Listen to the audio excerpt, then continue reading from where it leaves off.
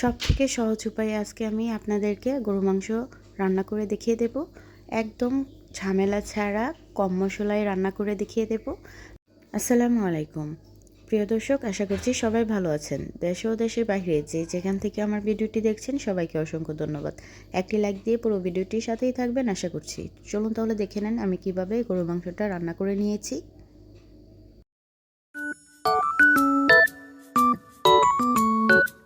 প্রথমে আমি এখানে 5 কেজি গরুর মাংস নিয়ে নিয়েছি। এখানে দিয়ে দিচ্ছি 1 কেজি পরিমাণে পেঁয়াজ কুচি,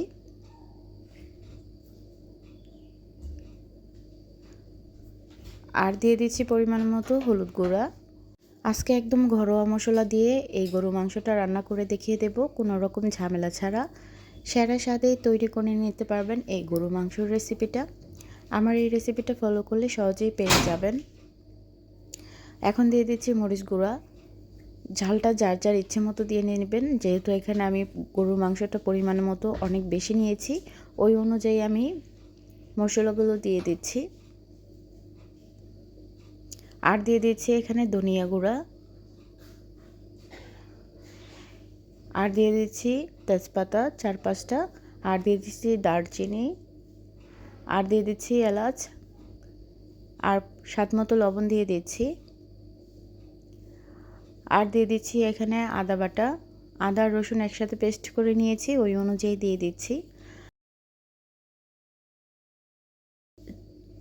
এখানে আমি 5 কেজি মাংসের জন্য 5 চামচ আদা আর রসুন বাটা দিয়ে দিয়েছি। এখন দিয়ে দিচ্ছি জিরে বাটা,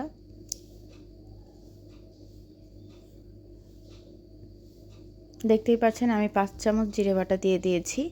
আর দিয়ে দিচ্ছি পরিমাণ মতো তেল। এখন ভালো করে মেখে নেব মশলার সাথে, যেন মাংসের সাথে মশলাটা ভালো করে মিশে যায়। আর দেখতে বোঝা যাবে রান্না হয়ে গিয়েছে। এভাবে করে আমি কিছুক্ষণ ভালো করে মেখে নেব। দেখতেই পাচ্ছেন কতটা মশলার সাথে ভালো করে মিশিয়ে নিয়েছি মাংসের সাথে মশলাটা। এখন আমি চুলায় বসিয়ে দিয়েছি। চুলায় বসিয়ে দিয়ে ঢাকনা দিয়ে ঢেকে দিয়েছি।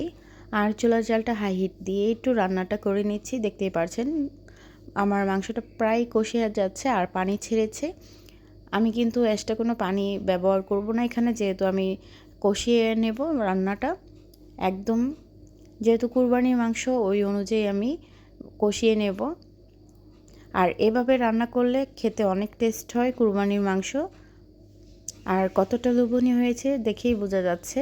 আমার কিন্তু রান্নাটা প্রায় শেষ পর্যায়ে, আমি কিছুক্ষণ জাল করে পানিটা শুকিয়ে নিয়েছি। আর কতটা লোভনীয় হয়েছে দেখেই বোঝা যাচ্ছে। আমার এই কুরবানি মাংস রান্নার রেসিপিটা আপনাদের কেমন লেগেছে কমেন্টে জানিয়ে যাবেন। ভালো লেগে থাকলে লাইক কমেন্ট শেয়ার করে পাশে থাকবেন। চ্যানেলে নতুন হয়ে থাকলে চ্যানেলটি সাবস্ক্রাইব করে পাশে থাকা বেল বাটনটা অন করে দিবেন। আর এভাবে করে কুরবানির মাংস রান্না করে ফ্রোজেন করে রেখে দিতে পারেন। আমি কিন্তু কুরবানি মাংসটা রান্না করে ফ্রোজেন করে রেখে দেব। তো এভাবে করে আমি কিন্তু ফ্রোজেন করে রেখে দেই। তো আমার ভিডিও আপনাদের কাছে কেমন লেগেছে, ভালো লেগে থাকলে কমেন্ট করে জানিয়ে যাবেন। আজকে এ পর্যন্ত, সবাই ভালো থাকবেন, সুস্থ থাকবেন। আবারও নতুন কোনো ভিডিও নিয়ে হাজির হয়ে যাব। আল্লাহ হাফেজ।